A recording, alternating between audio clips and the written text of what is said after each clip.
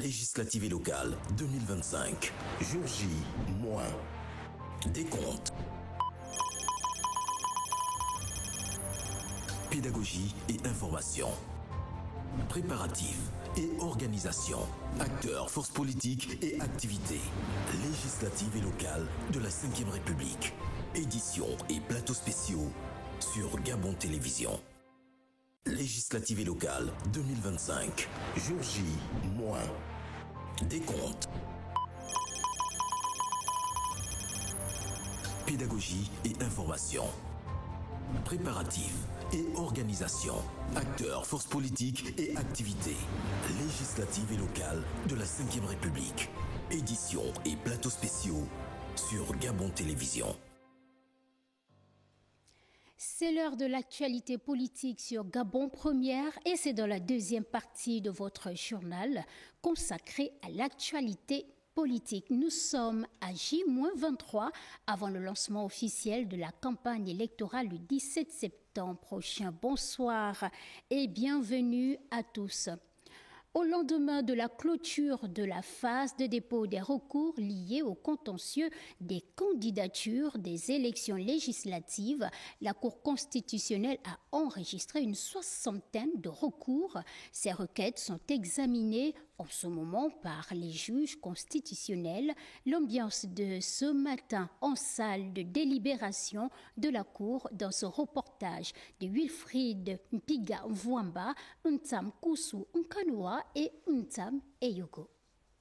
À la Cour constitutionnelle, le contentieux des candidatures relatifs aux élections législatives du 27 septembre 2025 bat son plein avec la phase dédiée au traitement de la 60aine de recours enregistrés par le greffe de la dite juridiction à l'issue de l'étape de collecte des requêtes.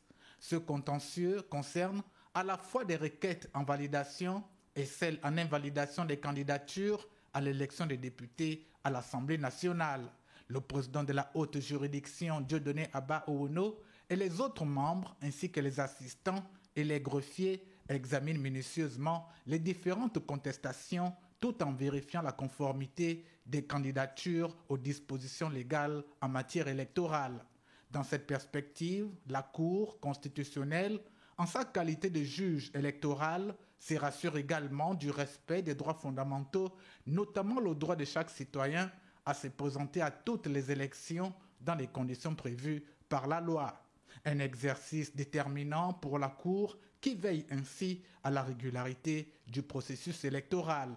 C'est fort de cette mission complexe que le président de la Cour constitutionnelle, Dieudonné Abba Ouno, en marge de ses assises, a recommandé au ministre de l'Intérieur, en sa qualité de président de la CNOSER, de publier l'intégralité des listes de candidatures à l'élection des membres des conseils départementaux et des membres des conseils municipaux, et non seulement les têtes de liste comme cela avait été le cas. Ce afin de respecter les dispositions du code électoral, mais également de préserver la confiance des citoyens aux institutions de la République. Ce travail de la Cour se poursuivra pendant 8 jours, délai prévu par le code électoral.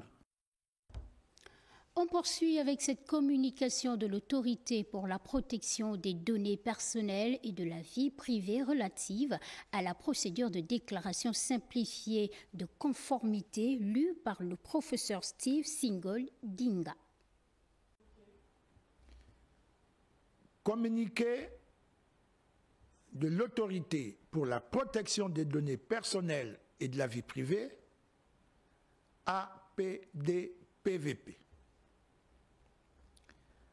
L'autorité pour la protection des données personnelles et de la vie privée rappelle que le jeudi 17 juillet 2025, à la salle d'Itarambo, elle avait édifié les partis politiques sur les enjeux et les défis liés à la protection des données à caractère personnel, ainsi qu'à la procédure de déclaration simplifiée de conformité à la loi numéro 001/2011 du 25 septembre 2011 relative à la protection des données à caractère personnel, modifié par la loi numéro 0025/2023 du 12 juillet 2023.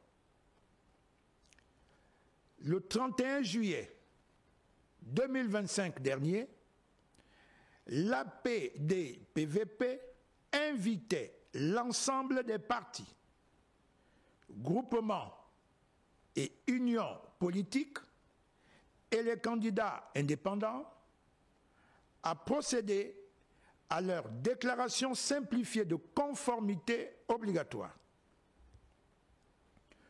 Aussi, dans le cadre de la poursuite de cette opération, l'autorité réitère-t-elle l'obligation faite aux partis ou groupements politiques et aux candidats indépendants de procéder à leur déclaration simplifiée de conformité jusqu'au 5 septembre 2025, dernier délai de rigueur, tous les jours ouvrés de 10h30 à 14h30 à son siège, situé à l'avenue Paul Mukambi à Kalikak.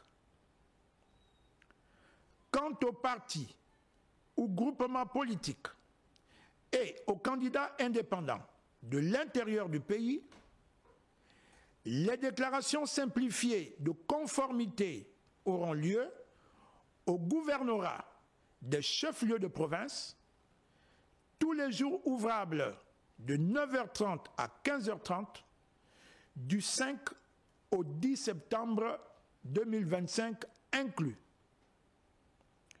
S'agissant des candidats des sièges uniques des zones Afrique et Europe, Amérique, Asie et Océanie, des commissaires de l'autorité se rendront sur place afin qu'ils procèdent à leur déclaration simplifiée de conformité selon un calendrier qui sera communiqué ultérieurement. Fait à Libreville, le 26 août 2025, le président Joël Dominique Ledaga. Je vous remercie. La Haute Autorité de la Communication organise depuis une semaine un séminaire de renforcement des capacités des agents affectés au monitoring afin de mieux réguler le contenu des médias pendant les élections à venir. Le point avec Arnaud Babekou, Chrislin Maïnda et Aristide Imbomo. À l'approche des élections législatives et locales de 2025 au Gabon, la Haute Autorité de la Communication intensifie ses efforts pour assurer une régulation efficace de l'espace médiatique. Depuis quelques jours, les agents de la HAC en charge du monitoring participent à un séminaire de formation visant à renforcer leurs capacités dans le suivi des contenus diffusés par les médias, notamment en période électorale. Objectif, prévenir les dérapages, garantir l'équilibre de l'information et faire respecter les règles de déontologie journalistique. Le monitoring est là pour surveiller, orienter, encadrer les médias pour qu'ils fassent leur travail avec professionnalisme. Les moniteurs suivent, chacun a son rôle, les différents médias qui vont être sélectionnés pour être monitorés. Et on va voir analyser le contenu qui est diffusé, que ce soit des entretiens, des débats, des tables rondes, etc.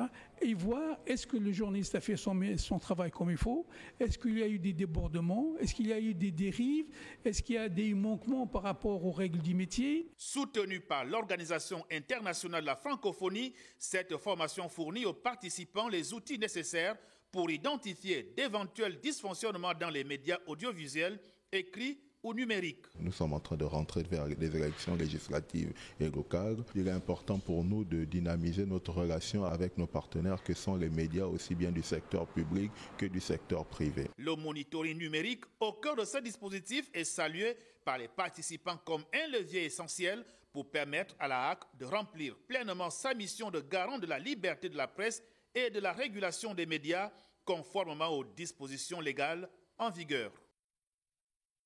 Hier, c'était la rentrée officielle de nos correspondants qui sont situés au siège de l'information électorale 6 à l'avenue de Cointet, place du ministère de l'Intérieur, où nous allons retrouver Dave Moubele-Pindi, notre point focal.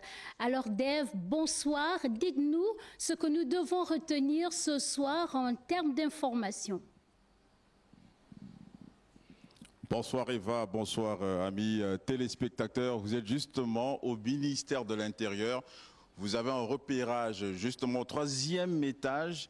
Il se tient dans cette salle une plénière à huis clos dans le cadre notamment des préparatifs de ces 2 scrutins à venir, législatifs et local, autour du président de la CNOSER. En rappel, ils sont donc 12 membres qui constituent justement cet organe-là dans le cadre du scrutin, des scrutins qui doivent donc arriver incessamment, vous le savez. Ils travaillent à peaufiner toutes les dernières stratégies dans le cadre de la mise en forme de ces élections-là. Mais aussi vous dire une autre information également très attendue ici du côté du ministère de l'Intérieur, c'est cette communication qui aura donc lieu demain, qui sera livrée dans les canaux habituels de l'institution qui nous reçoit ce soir. Il sera question de pouvoir communiquer sur les mobiles d'organisation de ce scrutin, de ces 2 élections à venir. On le sait très bien, donc à J-23, les choses se peaufinent au fur et à mesure. Pas grand-chose véritablement à se mettre sur la dent. Ce qu'on peut dire en termes de conclusion, ça continue donc à travailler ici au ministère de l'Intérieur, à mettre en place tout ce qu'il faut comme mécanisme de transparence, d'équité, mais aussi donc d'essor démocratique, car c'est le chemin que nous avons choisi dans notre 5e République afin de parvenir à avoir des élections transparentes, crédibles, mais surtout apaisées. C'est le leitmotiv notamment de l'ensemble de toute la classe politique gabonaise à l'unisson qui décide justement de parvenir à arriver à ce taux de réussite excellent comme nous l'avons connu, on le sait, lors de l'élection présidentielle du 12 avril 2025, ayant donc focalisé l'attention du monde entier sur nous. C'est dire que le Gabon est en pôle position dans le cadre de ces organisations électorales. Maintenant, ici au siège de l'info, vous le savez, je ne suis pas seul. Arnaud Mengue m'a donc rejoint dans le cadre de cette belle aventure qui ne fait que démarrer seulement. On sera avec vous jusqu'au 13 octobre, vous le savez, pour le round final de ces élections-là. Bonsoir chez vous. Au revoir. Merci Arnaud Mengue. On se donne rendez-vous demain pour le même exercice.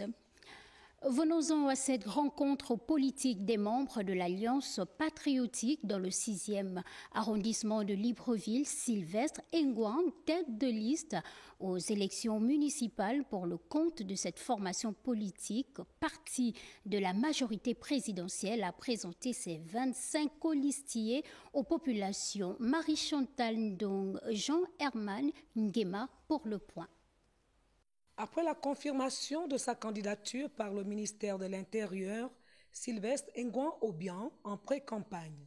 Tête de liste aux élections locales du 27 septembre prochain, il a présenté ce jour ses 25 colistiers. Les gens manquent justement le courage d'agir. Alors quand tu as le courage d'agir, manifestement, tu auras la volonté de servir. Le 6e arrondissement compte 25 colistiers. Dans ces 25 colistiers, nous avons 11 femmes, 14 hommes. En poursuivant sur sa lancée, ce dernier décline les axes prioritaires que l'Alliance patriotique entend apporter sur le plan qualitatif pour le développement du 6e arrondissement, premier siège. Le 6e arrondissement est le plus vaste comparativement à certaines communes qui existent déjà. Pilier numéro 1, c'est de faire du 6e arrondissement une commune de plein exercice. Le 6e arrondissement a une population de 72 000 habitants. Nos ambitions sont beaucoup plus étendues au regard de l'espace qui est encore visible et je dirais même vierge, c'est-à-dire non exploité. Nous avons cartographié le 6e arrondissement. Nous connaissons où sont implantées les écoles actuelles par rapport aux distances existantes de ces écoles. Et on sait maintenant à quel niveau nous allons placer ces autres écoles pour essayer de limiter la distance que parcourent les enfants. Et la force de mes colistiers et bien entendu de la population du 6e arrondissement, nous pouvons relever ces défis. L'Alliance patriotique, dont le leader est l'ancien Premier ministre Raymond Donsima, a été créée en 2018. Elle poursuit sa tournée provinciale. La déléguée de la délégation de l'Union démocratique des bâtisseurs, conduite par son secrétaire général Maïs Moussi Kinga, était dans la province de Logoi-Vindo pour présenter leurs délégués dans cette partie du Gabon. Cyril Galeko, Hervé Ndigui pour les détails. C'est sur le bitume de la cité du soleil levant du Gabon que la délégation du secrétariat général de l'Union démocratique des bâtisseurs a poursuivi son périple à l'intérieur du pays. Sur la place des fêtes de Makokou Label, Maïs Moussi Kinga et ses compagnons bâtisseurs ont eu droit à un bain de foule comme partout où ils sont passés avant cette étape. Sortis des quatre coins de cette partie du pays, les Ogivins ont tenu à marquer leur adhésion et leur soutien sans faille aux idéaux du président fondateur de cette formation politique.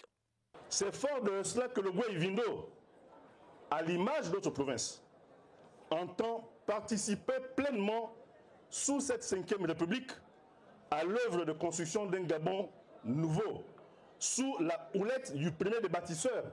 J'ai cité Brice Clotaire Oligui-Nguema, président fondateur de notre parti. Sans changer l'esprit et la lettre de leur tournée à travers les 5 localités déjà visité, le directeur de cabinet politique du président fondateur de cette formation politique avait un message particulier de la part du bâtisseur en chef à l'endroit des Ogivins. Bâtir, ce n'est pas diviser. Bâtir, ce n'est pas manquer de respect. C'est ça la notion de bâtir. Et si Oligui est un bâtisseur, nous qui l'accompagnons devons être tous des bâtisseurs. Dans l'âme et dans l'esprit.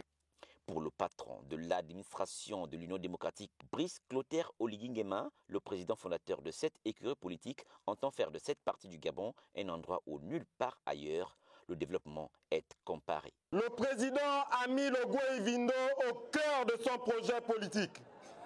La province de Logoi-Vindo,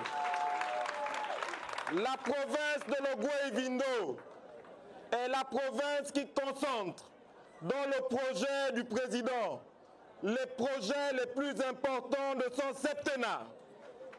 Comme là où ils ont été avant cette étape, les compagnons bâtisseurs ont procédé à la présentation des délégués territoriaux de cette formation politique et leurs candidats aux différentes élections à venir, non sans les inviter à aller partout dans leur localité à implanter la formation politique de Brice Clotaire Oligui Nguema. Les candidatures aux prochaines échéances électorales, notamment les législatives et locales, sont connues pour certains. De nombreuses figures de la vie politique nationale vont s'affronter.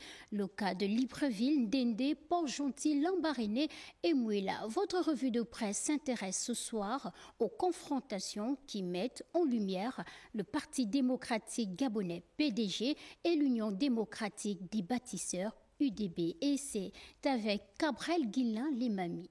Bonsoir.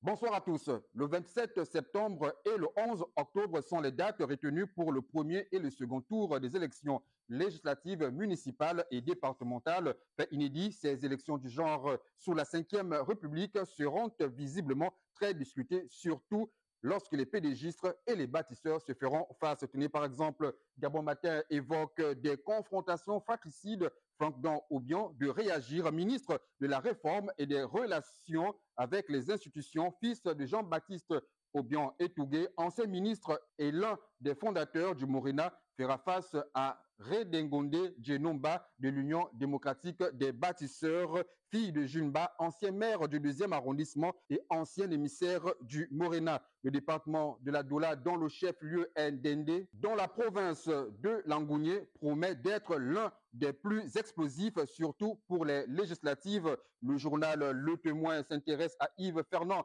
Manfumbi, dit le capitaine, qui sera face à Maïs Moussi, une confrontation entre le Parti démocratique gabonais, l'ancien parti au pouvoir, et l'Union des bâtisseurs, la formation politique du président de la République, Brice Clotaire Oligui Nguema. Gabon Matin souligne qu'à Lambaréné, notamment dans le 1er arrondissement, deux figures presque intimes vont se retrouver pour la énième fois face à face, Marie-Madeleine Edmébert et Paul-Marie Ngonjou. Le journal Le Témoin met en lumière l'UDB de Brice, Clotaire Oligingema, à travers Armande Longo, épouse Moulengi, ministre de la Culture et des Arts, qui a été investi et qui aura fort à faire en affrontant le doyen politique du PDG de la province de Logoué Lolo, un certain Blaise Louembé, président du parti créé par feu Omar Bongo sur les bords de la Boinguidi. Le journal Le Témoin évoque les populations qui attendent évaluer les hommes et les femmes appelés à les représenter dans les instances de décision, à leur capacité à formuler des propositions de loi en même d'impacter positivement leur quotidien. Le journal précise que le nom du président de la République ne devrait faire la différence entre les porteurs d'ambition, car tout le monde connaît le président. C'est le moment d'alerter les populations sur ce qui les attend pour qu'elles opèrent des choix qui leur soient profitables à court, moyen et long terme. C'est tout pour ce journal. Retrouvez Dieudonné Koumba dans le journal en langue locale. 23h, Evra Mata et moi, je vous donne rendez-vous demain. Que Dieu vous bénisse.